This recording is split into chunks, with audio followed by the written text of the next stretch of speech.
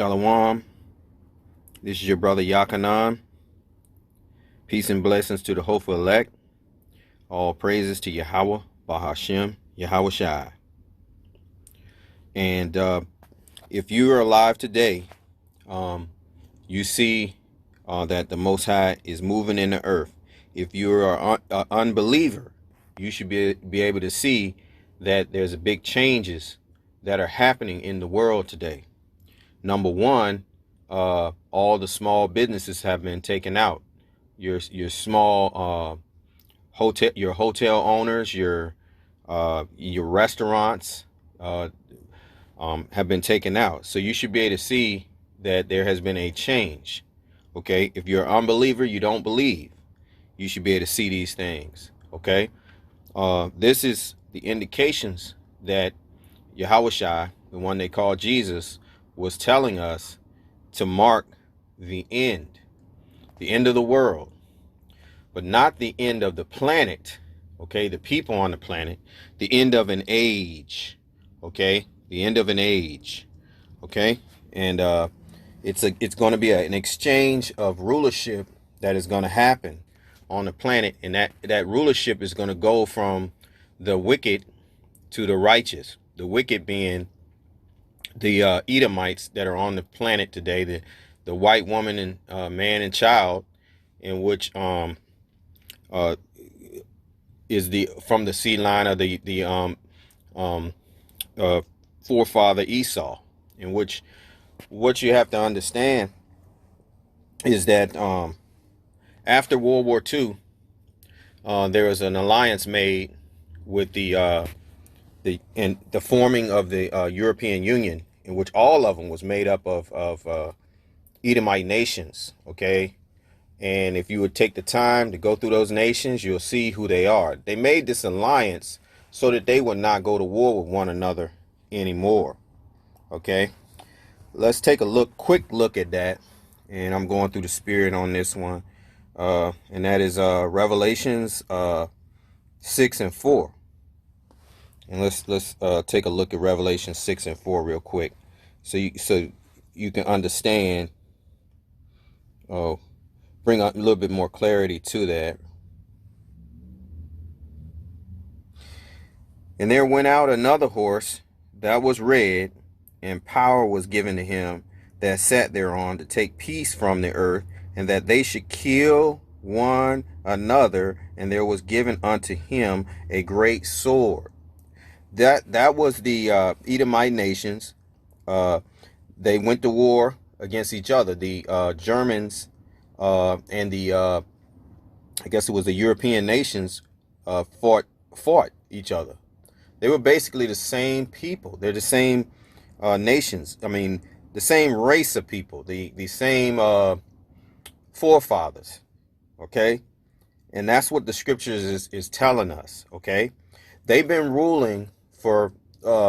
They began with the Greeks, then the Romans, then they were taken down and went into the Dark Ages around 476 AD, and then they rose back up into power again in the 1400s.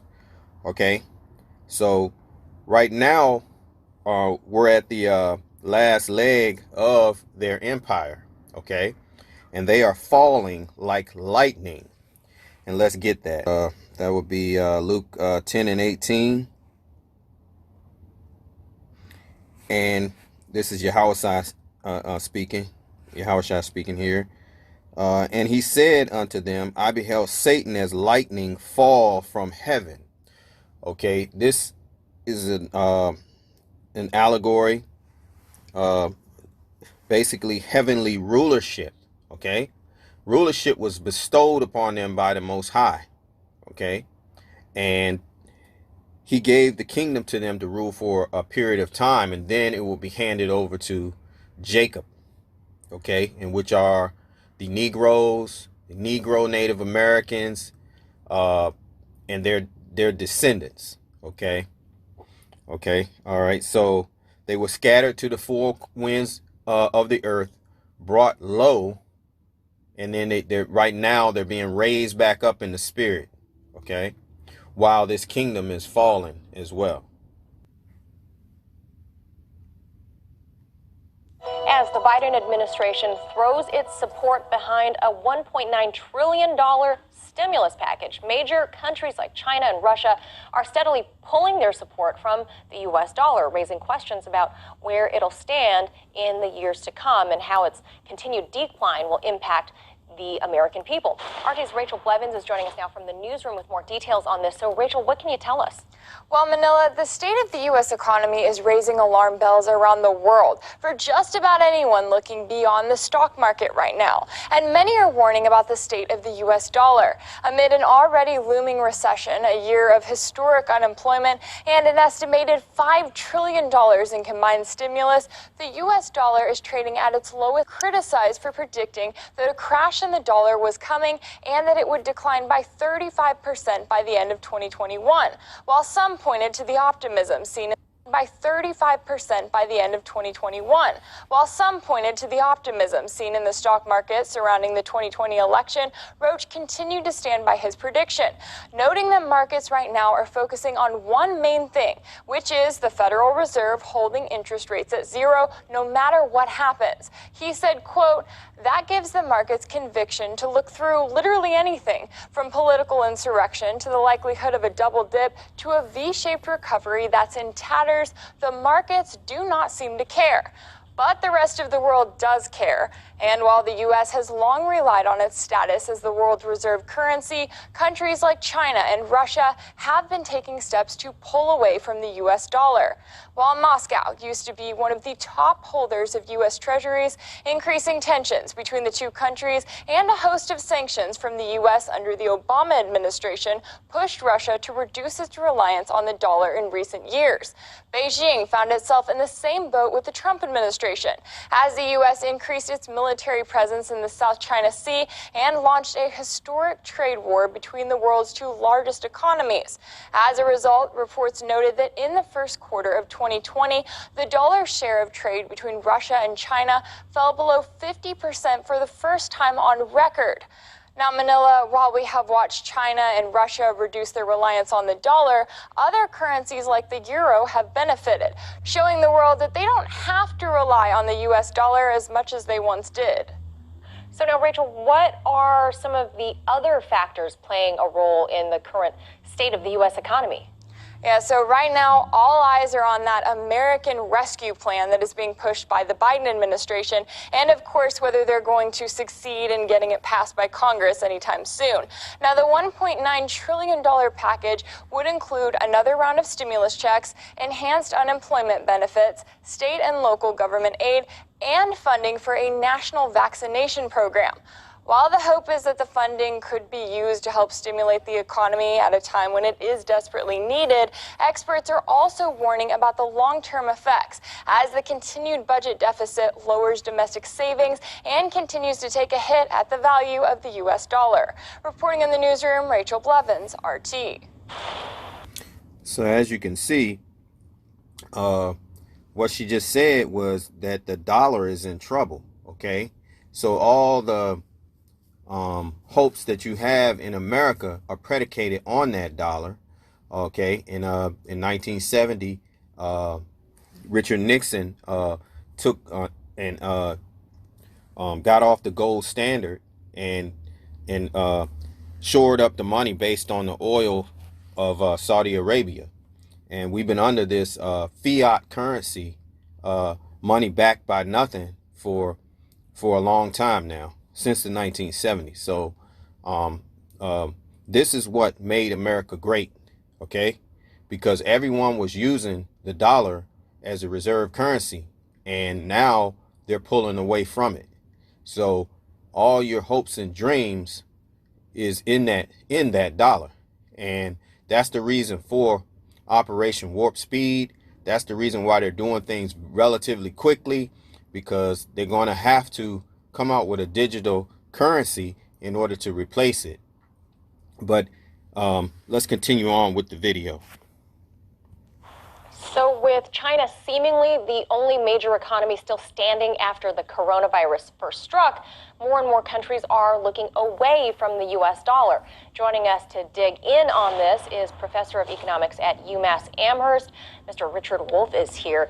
Professor, always good to see you. First, we just heard in Rachel's report about Russia and China dumping the dollar, but today the European Commission said it would seek to strengthen the euro and build on EU financial infrastructure so the EU can become more independent from the dollar. So what's going on there? Well, I think you're beginning to see, and I'm sure we're going to see more of it, some of the fallout of 4 years of Mr. Trump and his government, and the inability or unwillingness of major players in the American economy to rein in what Mr. Trump and his folks were doing. The Europeans were attacked, not as much as the Chinese, but they were attacked with trade war, they were attacked with tariffs, they were punished in various ways. They did not see a groundswell of support inside the United States for an... Let's analyze that real quick through the scriptures. Isaiah 14. They were punished, okay? Isaiah 14:6. He who smote the people in wrath with a continual stroke, he that ruled the nations in anger is persecuted and none hindereth. Okay? So this is what's going to eventually happen. America is going to be persecuted for putting the sanctions on all these nations. Okay? Even their European allies are going to turn against them. Let's go back up to 4. Isaiah 14:4. That thou shalt take up this proverb against the king of Babylon and say, how has the oppressor ceased? You see that word, oppressor ceased. The golden city ceased. Okay? That's Isaiah 14:4. This identifies America as Babylon the Great. It's the golden city. Everybody wants to come here. Okay? And it says, how has the oppressor, it oppresses other nations with sanctions because it has the reserve currency of the world. Okay? So anyone who gets out of line, they stop you from being able to participate internationally with this currency. Okay? But the Most High is the one who has broken the staff of the wicked. He has sent this plague, this crown 19, and broken it up. That's in verse 5. The Lord, it says, the Lord has broken the staff of the wicked and the scepter of the rulers. Okay? The wicked rulers of the day are the Idumean, Edomite nations. Okay? Kingdom. Okay? He who smote the people in wrath with a continual stroke, he that ruled the nations in anger is persecuted and none hindereth. So this is what this man is talking about. Alternative policy. They're happy that Mr. Trump is gone, but they have decided that the questions left, and this was all increased by January 6th, the raid on the Capitol, that they now have to be more independent of the United States.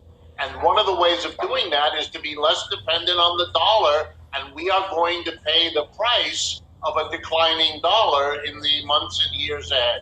Now, there have been comparisons that the 20th century was the American century because of World War II. Now they're saying the 21st century will belong to China because of how COVID weakened the U.S. and virtually every other economy. What's your take on that assessment? I think that's correct, although I would put it slightly differently. What the Chinese have achieved is now 25 years of remarkable economic growth, far exceeding what the United States could do, even though those were considered good years.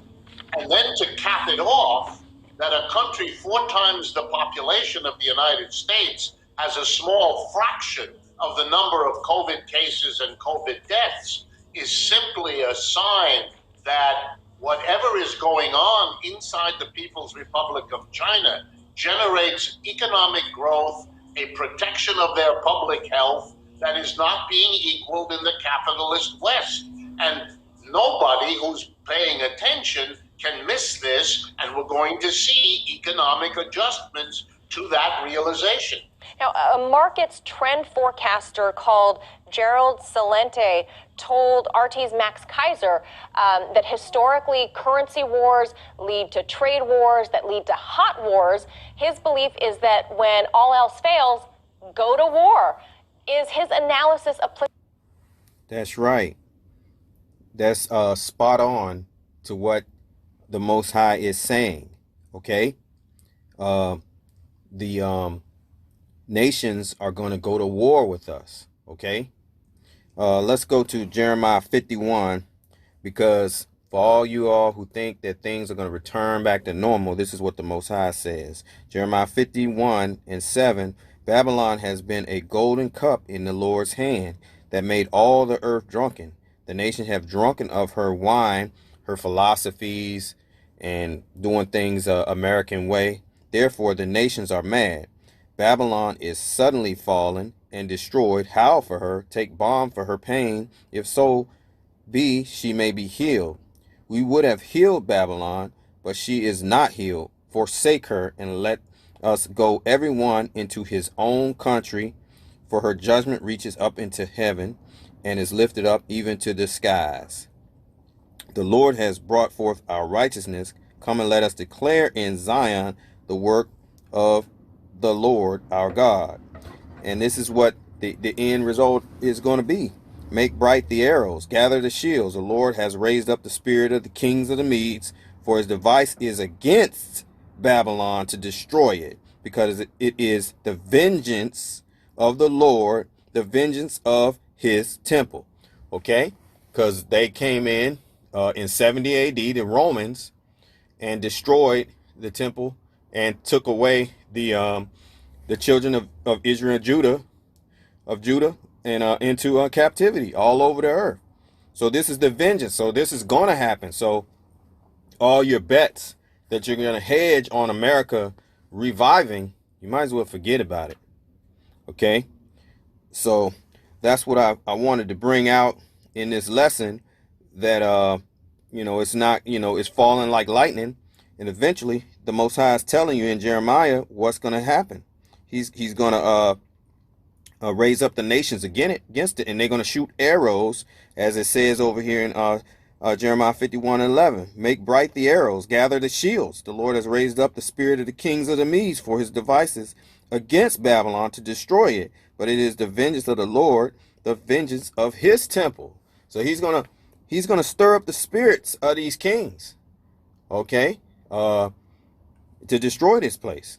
Okay. Obidiah 1 verses 7. All the men of thy confederacy have brought thee even to the border. The men that were at peace with thee have deceived thee and prevailed against thee. They that eat thy bread have laid a wound under thee. There is none understanding in him. So the European allies have turned against America. We have the Russia and China, Iran, all of them seeking to get another currency of their own. They're leaving the dollar, which is going to cause mass inflation in America. So it's a wound, them leaving the dollar. Do you think we're about to enter a massive inflationary period like we saw here in the U.S. in the 1970s? No, I'm afraid my guess is we're going to go the other way. That our economic problems are very severe. They've accumulated over a long period of time. Now they've been made even worse by the COVID disaster and by the crash of our economy. We need massive intervention, bigger than what we did in the 1930s. And our democratic government is hesitant to do it. The Republicans are opposed, and the rest of the world is therefore watching a problem get worse, and the solutions simply being too little and too late compared to what is needed. And that is a scary proposition for everyone, not just the Chinese and the Russians, but our European allies and indeed the whole economic world. All right, Professor Richard Wolff, thank you for commenting on these very challenging times. So there you have it. He summed it up. Okay. The world is divided. I mean, we got a very divided kingdom. We got the Europeans who want to withdraw from the dollar, in which we're allies with them, and we have the Chinese and the Russians withdrawing from the dollar as well. So we have that. We have a $1 trillion deficit in which they're adding on each day by printing more and more money, okay, which is leading to inflation, okay? So they're working at breakneck speed in order to come out with a digital currency, and we're getting ready to head into the Great Tribulation, because the prices are going to rise very, very high because of them printing money, and there's really no real enough spending going on, because the Crown 19 knocked out the production with people losing their jobs. So basically what we need to do, we need to turn to the Most High. We need to make no tarry to turn to the Lord and seek his ways. All right, that's at Sirach 5:7. And it says, make no tarrying to turn to the Lord, and put not off from day to day, for suddenly shall the wrath of the Lord come forth, and in thy security thou shalt be destroyed and perish in the day of vengeance. Because it's going to come, they're going to come all of a sudden with the new digital currency. They're working at breakneck speed to get everybody vaccinated, and it's going to come as a shock to a lot of people when this economy starts to they start to show forth the true economy. It's just right now they're printing out all this money, and we can't really predict what it is, what's going on. But make no mistake about it, America is done. Okay. All right. And with that, I say, well, let me go to Isaiah 30 and read that, and then I close out. Okay, it says, woe to the rebellious children, saith the Lord, that take counsel, but not of me, and that cover with a covering, but not of my spirit, that they may add sin to sin, that walk to go down into Egypt, and have not asked at my mouth, to strengthen themselves in the strength of Pharaoh, and to trust in the shadow of Egypt. In verse 3, therefore shall the strength of Pharaoh be your shame, and the trust in the shadow of Egypt your confusion. Because when everything crashes, stock market crashes, when they come tell you that this fiat currency is no good, then you're gonna lose your mind, okay? And you ain't gonna know what's going on. All right, and they tell you that you no longer can use your paper money, and they come up with a digital currency. I mean, who knows? We may even go to the ATM and it may not even work anymore.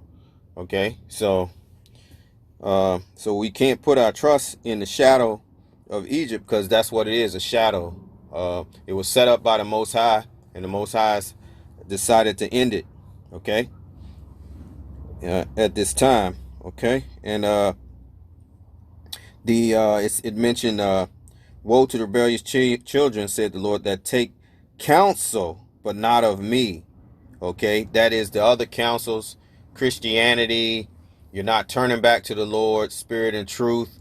You're still hanging on to Egyptology, Islam, all these other philosophies, instead of turning back to the word of the Most High in spirit and truth, and his heavenly Son Yahushua, to redeem you out of this situation, in which he's going to save his elect. So I pray that this lesson was edifying to you, and I say shalom.